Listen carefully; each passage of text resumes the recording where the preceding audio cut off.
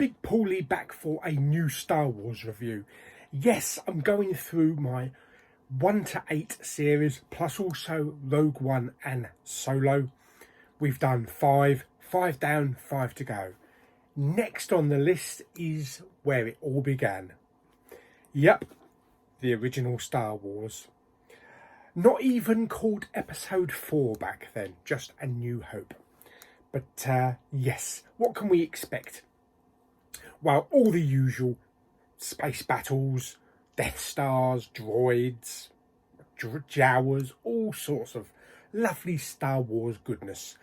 The introduction of Mark Hamill as Luke Skywalker, the lovable rogue Han Solo, played by Harrison Ford, the beautiful Carrie Fisher as Princess Leia, and loads more. Fantastic. Right, okay, as I say, we are going from the complete saga, so let's stick in the disc for Episode 4, A New Hope, and I'll tell you my thoughts after the movie and talk a little bit more about it.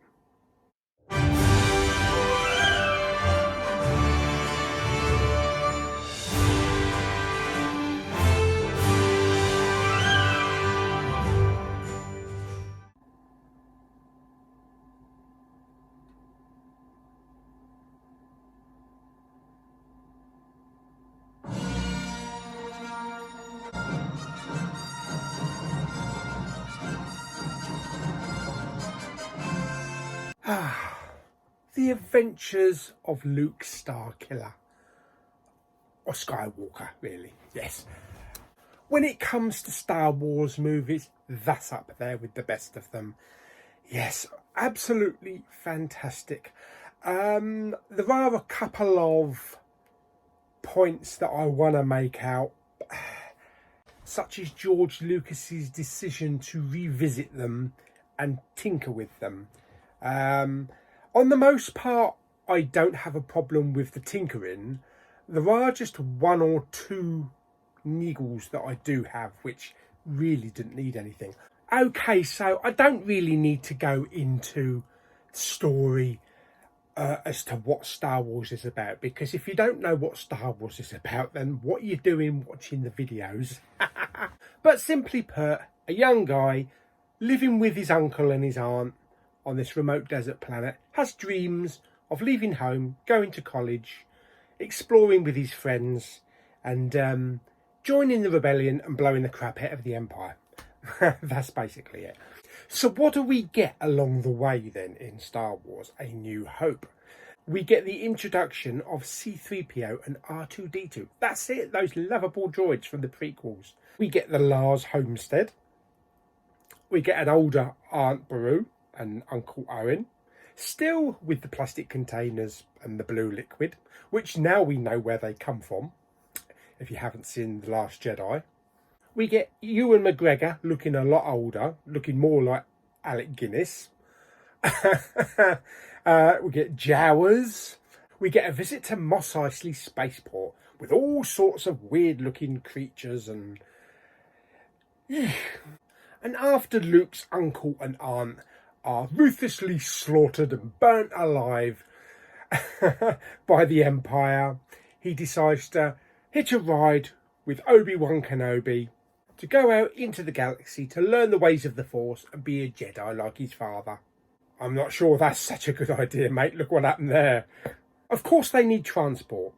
And who do they bump into at Mos Eisley? Harrison Ford. That's right. Looking a little less Alden Ehrenreich-y. And also Chewbacca, which for the first time actually I've noticed he really does have a thick moustache amongst all the other fur and crap. They blast off. Obi-Wan and R2 have to deliver a message from Princess Leia, who's been captured, who has the plans to destroy the Death Star. Yes, the plans from Cassian Andor and Jyn Erso. That's right. And she has to deliver those to Alderaan so that they can make plans to destroy the Empire, blow up the Death Star and all that kind of stuff. Unfortunately, Alderaan gets blown to crap by Peter Cushing of all people. Peter Cushing and Alec Guinness in one movie. wow. Unfortunately, the guys on the Millennium Falcon get stuck in a tractor beam, get pulled into the Death Star, and they have to try and escape from the Death Star. Meanwhile, rescuing the damsel in distress. Yes, the princess, of course, with her lovely little buns. It's funny, when I was growing up, I used to think about Princess Leia quite a bit. Sometimes 4 times a day. But yes, they hatch an escape plan to get off the Death Star and go back to Yavin 4, which also we saw in Rogue One. And meet up with the fleet. Luke gets his own X-Wing. They do a massive trench run on the Death Star. And of course, they have to go and blow it up by putting a little proton torpedo about that size down a big hole. That's right. God bless you, Galen Erso. What would they have done without you? There's still no Geonosians anywhere. Yes. And then, bang, Death Star explodes. Happy ending. Well, happy except for Chewbacca, because even at the end, when they get their medals, poor Chewie's just standing on those steps like a dumb dog, thinking, where the bloody hell's my medal? They got one, Luke got one, Anne got one. Where's my soddy medal? So yes, Star Wars, one of the greatest space sagas in the galaxy, in the universe, loved by everybody.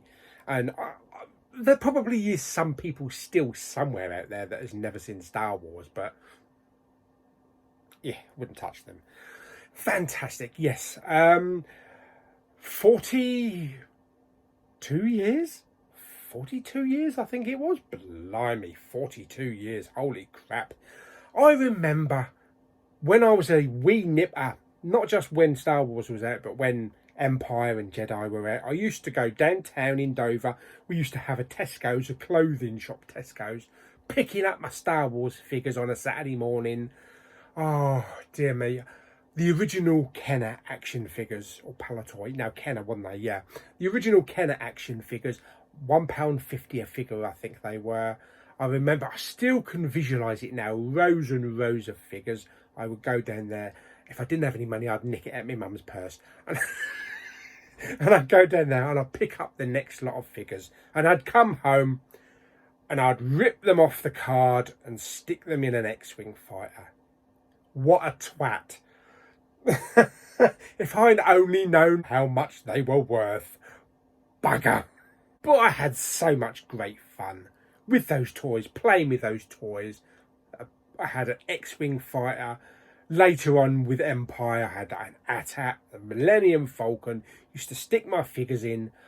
Oh, those were the days. Occasionally I'd bunk off school as well, go down to the amusement arcade, where we had this big sit-in Star Wars simulated ride, with like Knight Rider style steering wheel, and you would fly an X-Wing, shooting the TIE fighters, going down into the trench and just blowing up the Death Star. And I would play that game over and over again until my teachers came and grabbed me, that was.